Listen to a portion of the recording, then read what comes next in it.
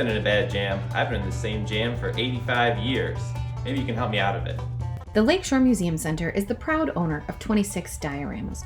Most of these were made as a part of the centennial celebration of Muskegon in 1937. Constructed of plaster, wood, clay, some plastic and composite materials, cloth, leather, and metal, and they are an integral tour to the museum, and we use them to teach Muskegon County's history today.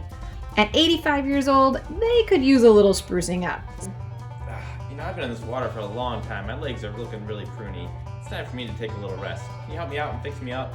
So, like Lumberjack Pat said, can you spare some cash to help us out of a jam and spruce them up? Go to www.lakeshoremuseum.org and click Donate to fill out the online donation form. Be sure to add a note, "We're in a jam," to your donation so that it goes to the annual appeal.